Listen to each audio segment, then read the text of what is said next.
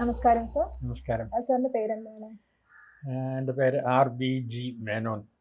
ഞാനിവിടെ എഞ്ചിനീയറിംഗ് കോളേജിലെ അധ്യാപകനായിരുന്നു. ഇപ്പം ലാലേട്ടന്റെ വീട് തൊട്ടടുത്താണല്ലോ. അപ്പം എത്ര കാലമായിട്ട് ഉണ്ട് ഇവിടെ താമസമുണ്ട്?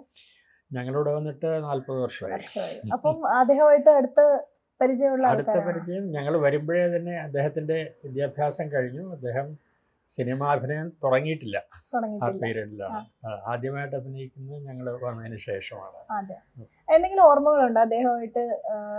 സിനിമ അഭിനയം തുടങ്ങിയെങ്കിൽ പോലും ഒരുപാട് കണ്ടിട്ടുണ്ടാവണം. അല്ല, അദ്ദേഹത്തിന്റെ അച്ഛനും അമ്മയാണ് ഞങ്ങൾക്ക് കൂടുതൽ പരിചയം. അച്ഛൻ ലോ സെക്രട്ടറി ആയിരുന്നു.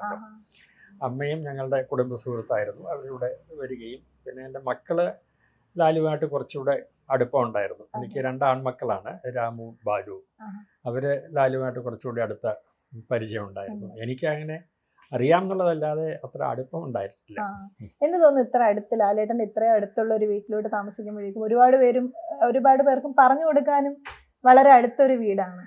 അതെ, പ്രധാനപ്പെട്ട ഒരു സംഗതി അതാണ്. എവിടെ താമസിക്കാന്ന് ചോദിച്ചാൽ മോഹൻലാലിൻ്റെ വീടിൻ്റെ എതിർവശത്താണെന്ന് പറയാം. അപ്പോൾ ഓട്ടോറിക്ഷക്കാർക്കൊക്കെ സൗകര്യമുണ്ട്.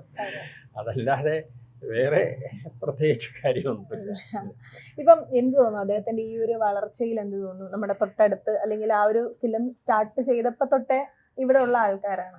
അപ്പൊ ആ ഒരു വളർച്ച, ആ ഒരു ഗ്രാജുവൽ പ്രോസസ്സ് കണ്ടുകൊണ്ടിരുന്ന ഒരു വ്യക്തിയാണ്. അപ്പം ആ ഒരു നിലയിൽ എന്ത് തോന്നുന്നു? ഇത് വളരെ അപ്രതീക്ഷിതം ആയിരുന്നു. അദ്ദേഹം സിനിമയിൽ അഭിനയിച്ചു തുടങ്ങുന്ന സമയത്ത് ഇന്ന് കാണുന്ന പോലെയുള്ള ഗ്ലാമറും വലിപ്പമൊന്നും ഉണ്ടായിരുന്നില്ലല്ലോ.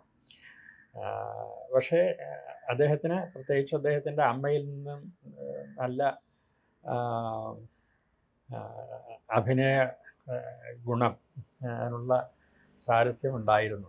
അമ്മ വളരെ ഗിഫ്റ്റഡ് ആയിട്ടുള്ള ഒരു ആർട്ടിസ്റ്റാണ്. അപ്പോൾ അവരങ്ങനെയൊന്നും വികസിച്ചിട്ടില്ലെങ്കിലും പക്ഷെ അവരുടെ സ്വഭാവ രീതിയാണ് ലാലിന് കിട്ടിയതെന്ന് തോന്നുന്നു. പിന്നെ എല്ലാവരോടും നന്നായിട്ട് പെരുമാറുന്ന ഒരു കുടുംബമാണ് അവരുടെ. അതുകൊണ്ട് ചുറ്റുപാടുള്ളവർക്കൊക്കെ വളരെ അടുപ്പം ഉണ്ടായിരുന്നു ആ കുടുംബത്തോട്.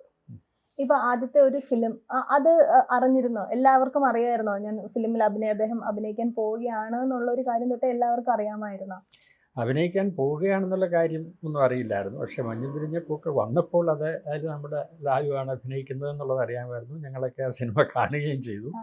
അതിൽ നായകനൊന്നും ആയിരുന്നില്ലല്ലോ. അതുകൊണ്ട് ഇന്നത്തെ രീതിയിലുള്ള ഒരു വളർച്ച ഉണ്ടാകുമെന്ന് അപ്പോൾ കാണാൻ പറ്റില്ലായിരുന്നു. അതൊക്കെ പിന്നീട് നാടകീയമായിട്ടുണ്ടായ ഒരു വളർച്ചയാണ്. അന്നത്തെ ആ ഒരു അഭിനയം കണ്ടപ്പോൾ വിചാരിച്ചിരുന്നു ഓക്കെ ഇങ്ങനെ ഒരു നല്ലൊരു രീതിയിൽ എത്താൻ സാധ്യതയുള്ള ഒരു വ്യക്തിയാണെന്ന് തോന്നി? അങ്ങനെയൊന്നും തോന്നിയിരുന്നില്ല. അഭിനയം എൻജോയ് ചെയ്തു. ഇന്നത്തെ അദ്ദേഹത്തിൻ്റെ മഹത്തായ അഭിനയ സിദ്ധിയുടെ ലക്ഷണങ്ങളൊന്നും ഒന്ന് കാണുമായിരുന്നില്ല.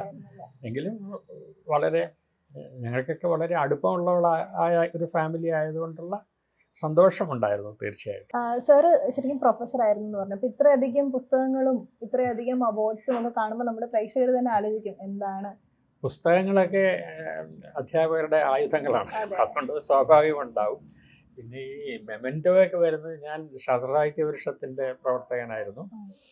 അപ്പോൾ അതുകൊണ്ട് ധാരാളം ചർച്ചകൾക്കും മീറ്റിങ്ങുകൾക്കൊക്കെ പോകും. പിന്നെ ഞാൻ പ്രവർത്തിക്കുന്ന മേഖല ഊർജം ആണ്, ഇലക്ട്രിസിറ്റി, പ്രത്യേകിച്ചും റിന്യൂവബിൾ എനർജി, സൗരോർജം. അത് സംബന്ധിച്ചിട്ടുള്ള സാങ്കേതിക മേഖലകളിലും ധാരാളം പ്രവർത്തിച്ചിട്ടുണ്ട്. അതിൻ്റെയൊക്കെ ഭാഗമാണ് ഈ ശേഖരങ്ങളെല്ലാം. അപ്പോൾ ലാലേട്ടൻ്റെ വീടിൻ്റെ അടുത്തുള്ള ആൾക്കാരും അത്രയും തന്നെ വളരെയധികം ഉയർന്ന അത്രയും തന്നെ നമ്മൾ വാക്കൊന്നും ഉപയോഗിക്കരുത്. ഞങ്ങൾ ഞങ്ങളുടേതായ രീതിയിൽ പ്രവർത്തിക്കുന്നു, ലാലിൻ്റെതായ രീതിയിൽ പ്രവർത്തിക്കുന്നു. Okay sir, thank you. ശരി.